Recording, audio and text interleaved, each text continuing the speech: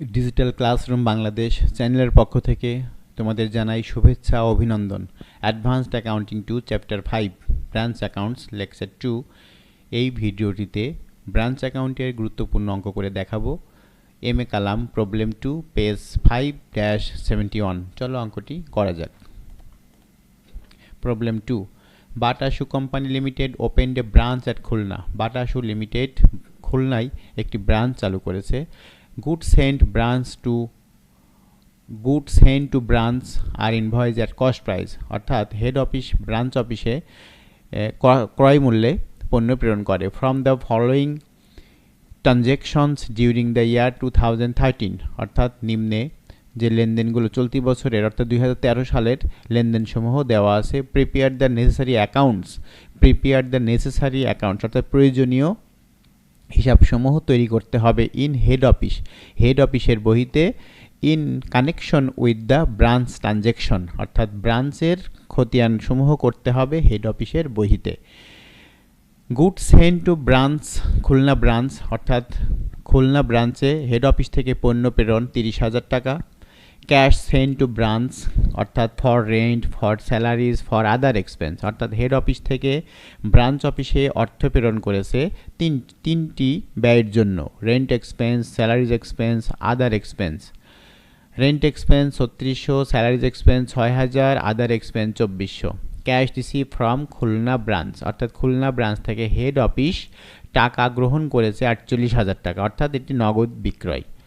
Stock inventory 31 December 2013, অর্থাৎ closing stock দেওয়া আছে 4600। ক্যাশ ইন হ্যান্ড ক্লোজিং দেওয়া আছে 80 টাকা বা পিটি ক্যাশের ক্লোজিং ব্যালেন্স দেওয়া আছে 80 টাকা। এই ছিল একটি অঙ্ক, অর্থাৎ খুলনা ব্রাঞ্চের তথ্য হেড অফিসের বইতে খুলনা ব্রাঞ্চের প্রয়োজনীয় খতিয়ানসমূহ করতে হবে। তো এখানে অঙ্কের প্রথম লাইনে বলা আছে Bata shoe company limited opened a branch at Khulna, অর্থাৎ খুলনাতে একটা নতুন ব্রাঞ্চ চালু করছে, অর্থাৎ এই জন্য এই ব্রাঞ্চের ওপেনিং স্টক বা ওপেনিং ক্যাশ বা ওপেনিং ডেটর কোনো আইটেম এখানে থাকবে না বা দেওয়া নেই।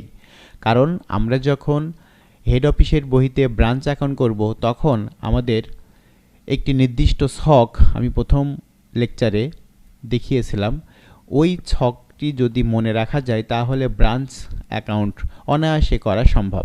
ছকটি আমি আবারও তোমাদের দেখানোর জন্য শো করছি। ব্রাঞ্চ অ্যাকাউন্টের একটি ছক, অর্থাৎ আমরা ডেবিট পাশে কোন আইটেমগুলো বসাবো এবং ক্রেডিট পাশে সাধারণত কোন আইটেমগুলো বসবে, এই তথ্যটি যদি মনে রাখা যায় তাহলে ব্রাঞ্চ অ্যাকাউন্ট অনায়াসে সম্ভব হবে করা। আমরা জানি যে ডেবিট পাশে ওপেনিং ব্যালেন্স বিডি, অর্থাৎ ব্যালেন্স বিডি বসে। বিডি স্টকের বিডি বসবে, debtors, petty cash, fixed asset, prepaid expense, এই সকল আইটেমগুলো বিডি বসে। তারপরে হেড অফিস থেকে ব্রাঞ্চ অফিসে যে পণ্য প্রেরণ করে গুডস সেন্ড টু ব্রাঞ্চ, সেটি এই ডেবিট পাশে বসে।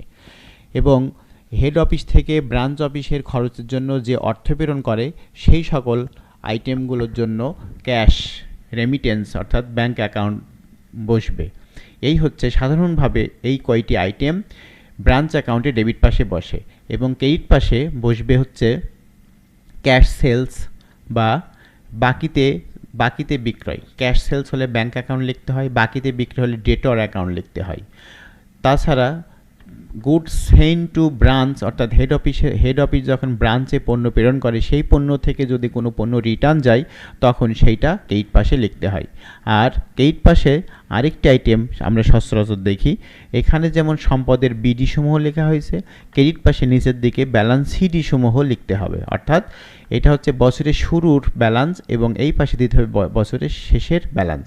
তো আমরা যে অঙ্কটি পড়েছি সেই অঙ্কর মধ্যে আমাদের কি কি তথ্য আছে আমরা সেটি বিশ্লেষণ করব। এইখানে প্রথমে আমাদের ওপেনিং সম্পদের কোনো ব্যালেন্স নেই, তার মানে ব্রাঞ্চ অ্যাকাউন্ট করার সময় আমাদের ব্যালেন্স বিডির কোনো আইটেম এখানে যাবে না।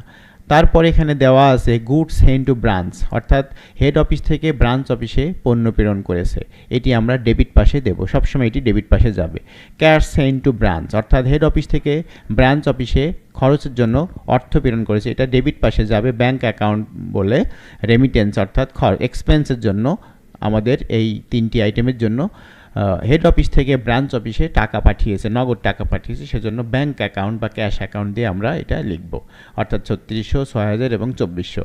Cash receive from Khulna branch, অর্থাৎ খুলনা ব্রাঞ্চ থেকে টাকা গ্রহণ করেছে হেড অফিস। তাহলে খুলনা ব্রাঞ্চ টাকা হেড অফিসে প্রেরণ করেছে, এই টাকাটা কোথা থেকে পেয়েছে? এখানে ধরে নিতে হবে যে হেড অফিস যে পণ্যগুলো 30,000 টাকায় বিক্রি করেছে, সেই পণ্যের মধ্য থেকে কিছু পণ্য বা মেজরিটি পার্সেন্ট পণ্য 48,000 টাকায় নগদে বিক্রি করেছে, এবং নগদে বিক্রি করার সাথে সাথে এই টাকাটি হেড অফিসে প্রেরণ করতে হয়েছে। সেজন্য এটি একটি সেলস, ক্যাশ সেলস। এই ক্যাশ সেলস ব্রাঞ্চ অ্যাকাউন্টের ক্রেডিট পাশে দিতে হয়, ব্যাংক অ্যাকাউন্ট বলে সেলস হোল্ড বলে লিখতে হবে। তারপরের আইটেম দেওয়া আছে স্টক বা ইনভেন্টরি 31 ডিসেম্বর 2013 4600, এবং ক্যাশ ইন হ্যান্ড 31 ডিসেম্বর 2013। এই দুটি হচ্ছে ক্লোজিং ব্যালেন্স। যখন আমরা ব্রাঞ্চ অ্যাকাউন্ট শুরু করলাম তখন আমাদের কোনো সম্পদের ব্যালেন্স ছিল না, ব্যালেন্স বিডি ছিল না, কিন্তু ব্যবসা কার্য 1 বছর পরিচালনা করার পরে আমরা 30,000 টাকার পণ্য ব্রাঞ্চে রিসিভ করেছিলাম, সেই পণ্য থেকে 48,000 টাকার পণ্য আমরা বিক্রি করেছি, এর মধ্যে কিছু লাভযুক্ত আছে, আর কিছু পণ্য এখনও রয়ে গেছে, সেটি হচ্ছে স্টক। এবং হেড অফিস ব্রাঞ্চ অফিসের খরচের জন্য যে টাকাগুলো এখানে প্রেরণ করেছিল, সেই টাকার মধ্য থেকে কিছু আদার এক্সপেন্স কিছু খরচ করার পরে 80 টাকা আমাদের ব্যালেন্স রয়ে গেছে। এটি হচ্ছে সম্পদের ক্লোজিং ব্যালেন্স। ক্লোজিং ব্যালেন্স সবসময় ব্রাঞ্চ অ্যাকাউন্টের ক্রেডিট পাশে সিডি হিসাবে দেখাতে হয়। এই ছিল অঙ্কের তথ্য। এখন চলো কিভাবে ব্রাঞ্চ অ্যাকাউন্ট করা হয় সেইটা দেখা যাক। In the books of head office Khulna branch account, এই পাশে ডেবিট, এই পাশে ক্রেডিট। আমি আগেই আলোচনা করেছি এখানে কোনো সম্পদের ওপেনিং ব্যালেন্স নেই, কিন্তু আমি অঙ্কের ফরম্যাট বোঝানোর জন্য আমি এখানে ব্যালেন্স বিডি দিয়েছি, অর্থাৎ ড্যাশ, স্টক বা ইনভেন্টরি ড্যাশ, পিটি ক্যাশ এখানে ড্যাশ। অন্য অঙ্কে যদি ওপেনিং ব্যালেন্স থাকে সেই আইটেমগুলো এখানে বসবে। তারপরের আইটেম এখানে দেওয়া আছে goods sent to Khulna branch, অর্থাৎ goods sent to branch debit পাশে বসে, সরাসরি আমরা জানি গুডস সেন্ট টু ব্রাঞ্চ 30,000 টাকা। তারপরের আইটেম দেওয়া ছিল ক্যাশ সেন্ট টু ব্রাঞ্চ, অর্থাৎ হেড অফিস থেকে খরচের জন্য, ব্রাঞ্চের খরচের জন্য কিছু নগদ টাকা প্রেরণ, অর্থাৎ এটা ডেবিট পাশে বসবে। ব্যাংক অ্যাকাউন্ট অর্থাৎ রেন্ট, স্যালারিজ, আদার এক্সপেন্স নামে এখানে বসবে। এরপরের আইটেম এখানে দেওয়া আছে cash receive from Khulna branch, এটা আমি আগেই বলেছি, এইটা অর্থাৎ খুলনা ব্রাঞ্চ থেকে হেড অফিস টাকা গ্রহণ করেছে। তাহলে হেড অফিসে অর্থ প্রেরণ করেছে, ব্রাঞ্চ অফিস এই টাকা কোথা থেকে পেল? এটা নিশ্চয়ই পণ্য বিক্রয় করা হয়েছে, সেজন্য এটিকে বিক্রয়, নগদ বিক্রয় ধরতে হবে। অর্থাৎ বিক্রয় আমরা জানি সবসময় এই ব্রাঞ্চের ক্রেডিট পাশে বসে, অর্থাৎ ব্যাংক অ্যাকাউন্ট সোল্ড বলে 48,000 টাকা ক্রেডিট পাশে বসছে।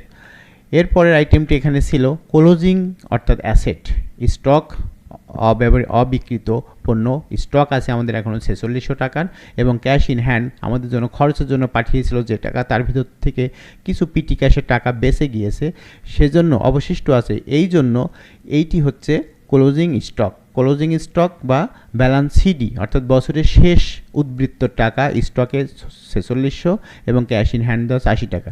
এটা আমরা জানি ব্রাঞ্চ অ্যাকাউন্টের ক্রেডিট পাশে নিচে বসে, অর্থাৎ balance CD, stock 4600, petty cash ছিল 80 টাকা। এখানে আমি আরেকটি জিনিস এখানে ড্যাশ দিয়েছি, goods sent to head office, অর্থাৎ হেড অফিস থেকে যখন পণ্য ব্রাঞ্চ অফিসে পাঠাই তখন গুডস সেন্ট টু ব্রাঞ্চ নামে লিখতে হয়, এবং এই পণ্য আসার পরে যদি পণ্য ড্যামেজ বা নষ্ট বা আনসুইটেবল হয়, সেই ক্ষেত্রে কিছু পণ্য ব্রাঞ্চ অফিস থেকে হেড অফিসে ফেরত পাঠায় বা রিটার্ন পাঠায়। তাহলে হেড অফিস থেকে পণ্য ব্রাঞ্চে পাঠালে ডেবিটে বসে, আর ব্রাঞ্চ থেকে হেড অফিসে পণ্য রিটার্ন দিলে ক্রেডিট পাশে বসে। তো এই অঙ্কের ক্ষেত্রে এখানে কোনো রিটার্ন টু হেড অফিস নেই, সেজন্য আমরা এখানে কোনো অ্যামাউন্ট বসাতে পারিনি, কিন্তু আমি অঙ্ক বোঝানোর স্বার্থে আমি এই আইটেমটি দিয়ে রেখেছি, অর্থাৎ goods sent to head office.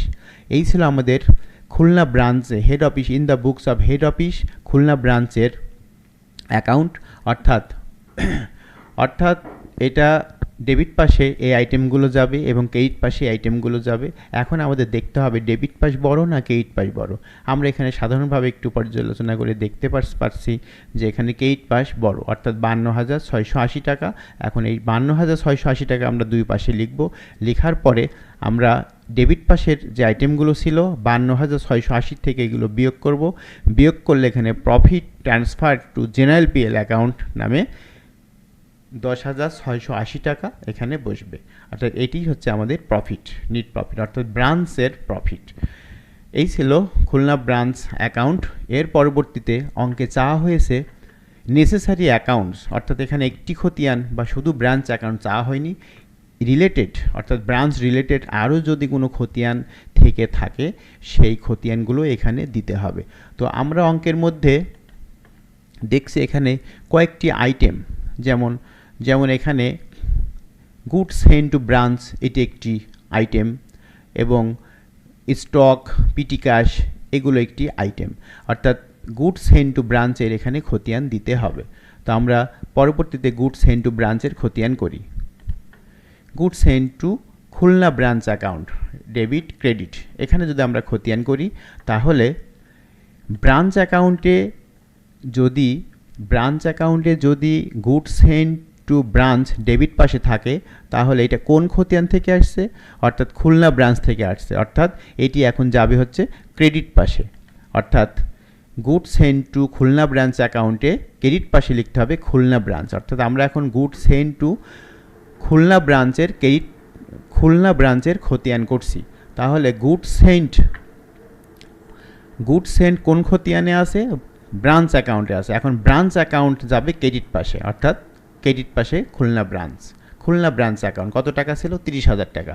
এই খতিয়ানের মধ্যে আর গুডস সেন্ট টু ব্রাঞ্চ না থাকার কারণে, গুডস সেন্ট টু ব্রাঞ্চ এখানে আছে কিন্তু এখানে টাকা নেই, না থাকার কারণে আমাদের এটিকে ব্যালেন্স করতে হবে, অর্থাৎ 30,000 টাকা, এইটা 30,000 টাকা হবে, অর্থাৎ এখানে 30,000, আমরা এখানে এই ব্যালেন্সটিকে আমরা লিখব পারচেস অ্যাকাউন্ট ট্রান্সফার, অর্থাৎ এটা বিএফ ব্যালেন্সিং ফিগার 30,000 টাকা।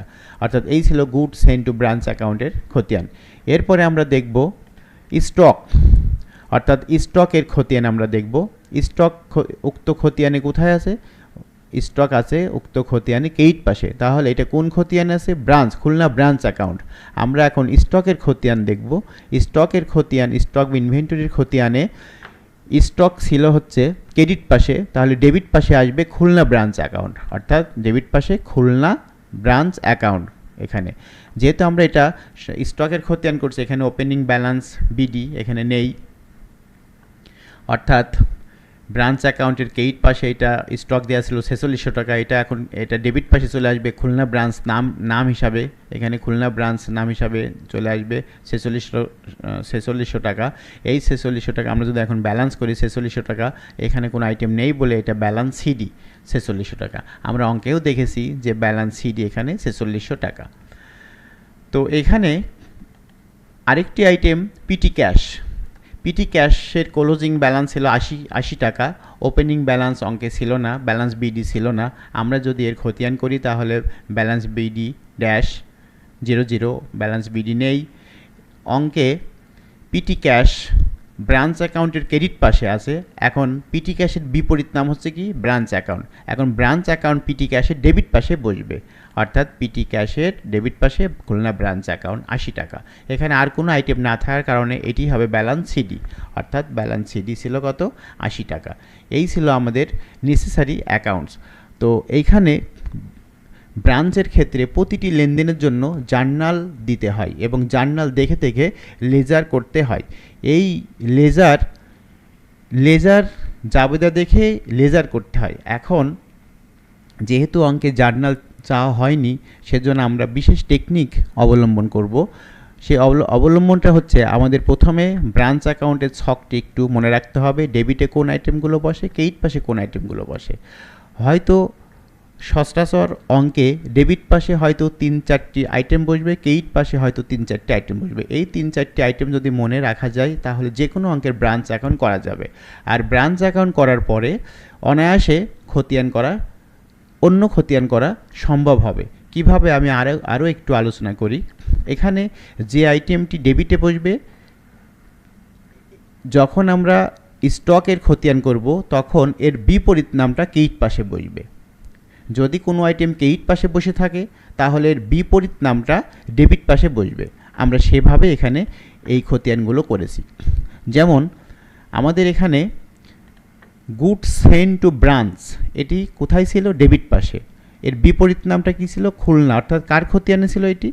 Khulna branch account. এখন খুলনা ব্রাঞ্চ অ্যাকাউন্ট এই গুডস সেন্ট টু ব্রাঞ্চ অ্যাকাউন্টের ক্রেডিট পাশে বসবে। দেখা যাক, এই যে খুলনা ব্রাঞ্চ অ্যাকাউন্ট ক্রেডিট পাশে 30,000, ডেবিট পাশে আর কোনো আইটেম না থাকার কারণে এটি পারচেস অ্যাকাউন্টে ট্রান্সফার করা হয়েছে, অর্থাৎ পারচেস অ্যাকাউন্ট। অনুরূপভাবে এখানে স্টক ব্রাঞ্চ অ্যাকাউন্টের কোথায় আছে? ক্রেডিট পাশে। তাহলে বিপরীত নামটা হচ্ছে কি? ব্রাঞ্চ। তাহলে ব্রাঞ্চ অ্যাকাউন্ট স্টকের খতিয়ান যখন আমরা করব, স্টকের খতিয়ান করলে তখন ওর বিপরীত দিকে বসবে, অর্থাৎ ডেবিট পাশে বসবে খুলনা ব্রাঞ্চ অ্যাকাউন্ট। অনুরূপভাবে পিটি ক্যাশ কোথায় আছে? ব্রাঞ্চ অ্যাকাউন্টের ক্রেডিট পাশে। এখন পিটি ক্যাশের যদি আমরা খতিয়ান করি তাহলে খুলনা ব্রাঞ্চ অ্যাকাউন্ট ডেবিট পাশে বসবে। দেখা যাক, খুলনা ব্রাঞ্চ অ্যাকাউন্ট ডেবিট পাশে। এইটি হচ্ছে বিশেষ টেকনিক।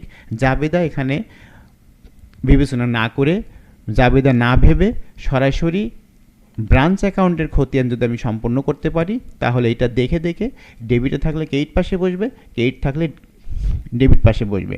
এক্ষেত্রে শুধু বিপরীত নামটা, অর্থাৎ যে ছকে থাকবে তার উপরের নামটা হবে। কারণ ব্রাঞ্চ অ্যাকাউন্টের যে লেজার এখানে দেওয়া আছে, এই লেজারটিকে কিন্তু আমরা হিসাবে রাজা বলি। কেন? যখন কোনো খতিয়ান আমাদের সামনে থাকে, খতিয়ানকে জাবেদা এবং খতিয়ান উভয়ই বলা হয়। কারণ এখানে আমরা যদি একটু চোখ খোলসা করে দেখি তাহলে এখানে কিন্তু আমরা দেখতে পাচ্ছি এখানে কিন্তু জাবেদাও করা আছে। কারণ কি? Khulna branch account debit, goods sent to branch account credit. Khulna branch account debit, bank account credit. Khulna branch account debit, profit and loss account credit. এটা হচ্ছে ডেবিট পাশে জাবেদা। আর যদি ক্রেডিট পাশে নিয়ে আমরা জাবেদা করি তাহলে goods sent to head office debit, Khulna branch account credit. Stock debit, petty cash debit, Khulna branch account credit. তাহলে আমাদের এই ব্রাঞ্চের যে লেজার দেওয়া আছে, এই লেজারের মধ্যেই কিন্তু আমাদের জাবেদা অন্তর্ভুক্ত আছে। একটু চক্ষু ভালো করে বিশ্লেষণ করলে আমরা এখানে জাবেদা এবং খতিয়ান উভয়ই এখানে দেখতে পাই। এজন্য খতিয়ানকে হিসাব বহির রাজা বলা হয়। আজকের ভিডিও এ পর্যন্তই। পরবর্তী ভিডিও দেখার আমন্ত্রণ জানিয়ে আমি আজকের মতো এখানেই শেষ করছি। ধন্যবাদ সবাইকে।